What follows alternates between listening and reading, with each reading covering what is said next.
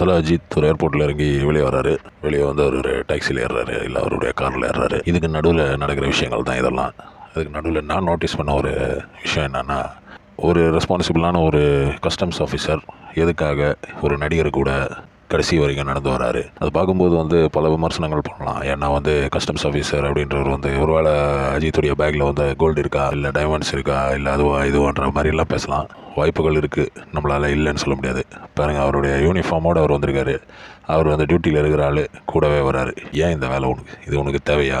அதாவது ஒரு கவர்மெண்ட் வேலை செய்யும்போது அந்த வேலையை ஒழுங்காக செய்யலைன்னா இந்த மாதிரி விஷயங்கள்லாம் நடக்கும்.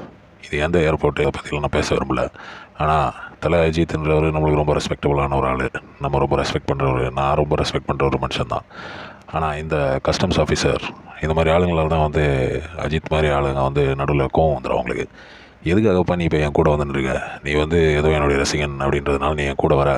ஆனால் நீ கூட வரும்போது அதை பார்த்துட்டு எனக்கு கெட்ட பேர் வர்றதுக்கான வாய்ப்பு இருக்குன்றது கூட புரியாமல் நீ வந்து எதுக்காக கூட வர?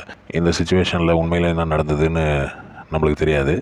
ஒரு வேளை அஜித் வந்து அவரை உண்மையிலே அவரே கூட்டின்னு வந்தாரா, இல்லை அவங்களுக்குள்ளே ஏதாவது டீலிங் இருக்கா அப்படின்ற மாதிரிலாம் வந்து வெளியில் வந்து பார்க்கும்போது பலரும் இதை பற்றி பேசுவாங்க. நான் அப்படிலாம் பேச விரும்பல. ஆனால் ஒரு டியூட்டியில் இருக்கவங்க, இப்போ ஒரு போலீஸ்காரர் நடந்து வர்றாருன்னா அவர் வந்து பாதுகாப்புக்காக நடந்து வர்றாருன்னு சொல்லலாம். இந்த ஆள் எதுக்காக நடந்து வர்றாரு? இவர் ஒரு கஸ்டம்ஸ் ஆஃபீஸர். கஸ்டம்ஸ் ஆஃபீஸருடைய வேலை என்னது? இந்த மாதிரி நிறைய விஷயங்கள் இருக்குது நம்ம இந்தியாவில். இந்த மாதிரி நிறைய விஷயங்கள் நம்ம இந்தியாவில் வந்து சாதாரணமாக தப்பாக நடக்கிறதுனால தான் சொல்கிறது. நிறைய விஷயங்கள் தப்பாக நடக்குது.